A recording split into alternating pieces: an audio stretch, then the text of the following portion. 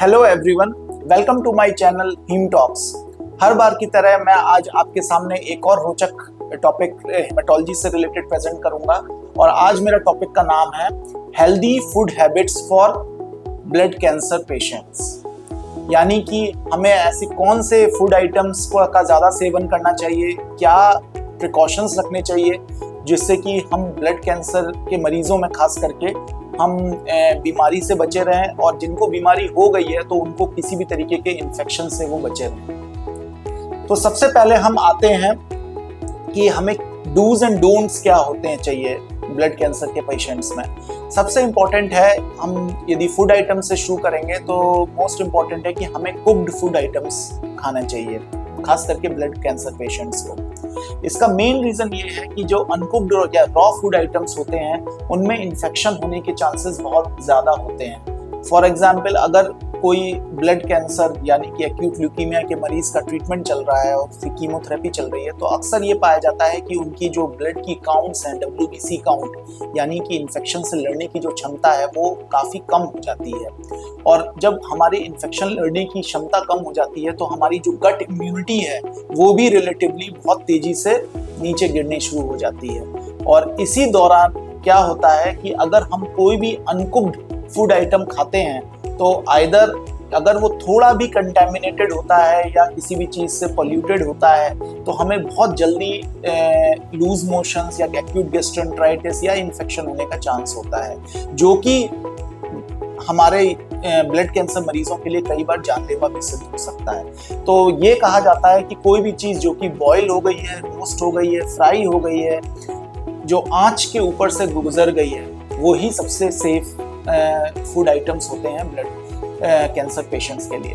अब आती है कि बहुत कॉमनली ये पूछा जाता है कि रॉ तो हम नहीं खा सकते, कच्चा चीज़ें नहीं खा सकते, लेकिन कब तक नहीं खाएं, क्योंकि कैंसर का इलाज तो बहुत टाइम तक चलता रहता है। तो कैंसर के इलाज में हम लोग यही कहना, ब्लड कैंसर के इलाज के रिगार्डिंग मैं यही कहना चाहूँगा कि अगर मरीजों को कभी कुछ खाने का मन है रॉ फूड आइटम जैसे कि सैलेड या फ्रूट्स, तो उस केस में जब मरीज की ब्लड की काउंट्स अच्छी चल रही होती हैं, जब उसके कीमोथेरेपी हल्की चल रही होती है या ब्लड के काउंट्स में बहुत ज़्यादा गिरावट नहीं होती है, उस दौरान आप मोटे छिलके वाले जो फ्रूट्स होते हैं जैसे कि सेब, केला, ऑरेंज, ये फ्रूट्स आप आराम से सेवन कर सकते हैं। लेकिन जो जिसको हम पील नहीं कर सकते, जैसे कि ग्रेप्स एक बहुत ही कॉमन फूड है जो कि हम लोग उसका कोई छिलका नहीं होता, उसमें इन्फेक्शन के चांसेस बहुत ज़्यादा होते हैं। तो जो बिना छिलके वाले फ्रूट्स होते हैं जैसे कि ग्रेप्स या अंगूर, तो उनमें बहुत हाई चांस होता है कि हमें इन्फेक्शन लगने का, क्योंकि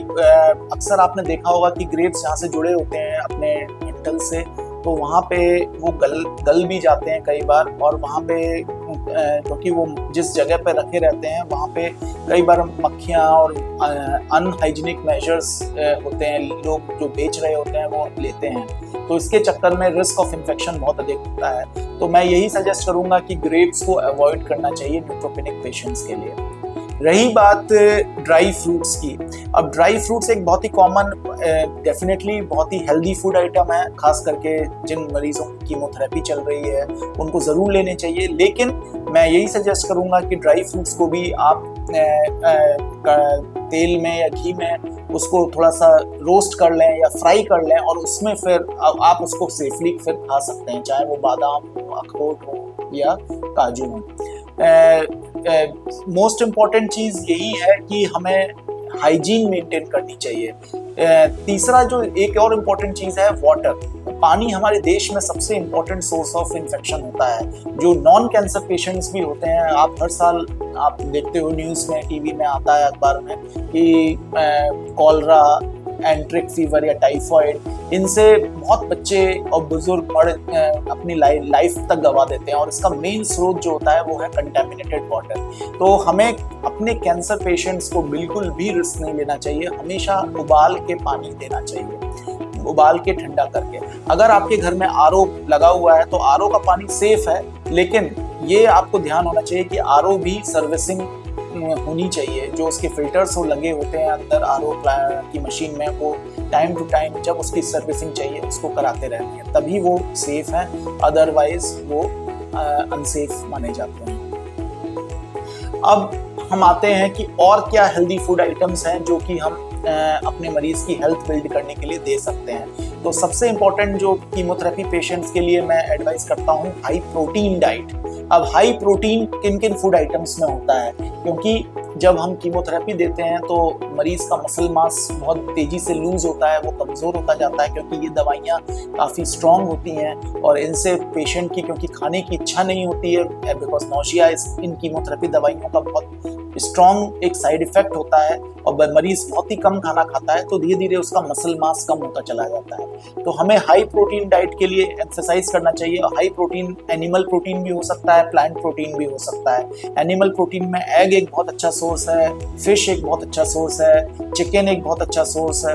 तो ये सारी चीज़ें बहुत ही अच्छी हैं और मरीज को ज़्यादा से ज़्यादा खानी चाहिए अगर वो नॉन वेजिटेरियन है। तो अगर वो वेजिटेरियन है तो हमें पल्सेस, दाल, जो भी चाहे वो कोई सी भी दाल हो, चने, राजमा, इन सब का सेवन ज़्यादा करना चाहिए। और अगर स्प्राउटेड मूंग एक बहुत ही अच्छा, बहुत ही न्यूट्रिशियस फूड आइटम है जो कि हम एक सिंपल सॉटे करके मरीज को दे सकते हैं और वो रिच इन प्रोटीन होता है। साथ ही कुछ सप्लीमेंट्स भी आते हैं मार्केट में, प्रोटीन सप्लीमेंट्स, जैसे कि प्रोटीन एक्स इंश्योर, जिनको आप दूध में या पानी में डाल के मरीज को 2 चम्मच सुबह शाम पिला सकते हैं। तो इससे भी इनकी जो प्रोटीन की रिक्वायरमेंट है वो फुलफिल होती रहती है। डाइट एक बहुत ही इम्पॉर्टेंट कहना चाहिए, एक इम्पॉर्टेंट पहलू है कैंसर ट्रीटमेंट का। अगर हमारा मरीज अच्छी डाइट नहीं पा रहा है तो वो कई बार हम जो कैंसर की दवाइयाँ दे रहे हैं वो भी असर उतना नहीं करती हैं जितना कि उनको करना चाहिए।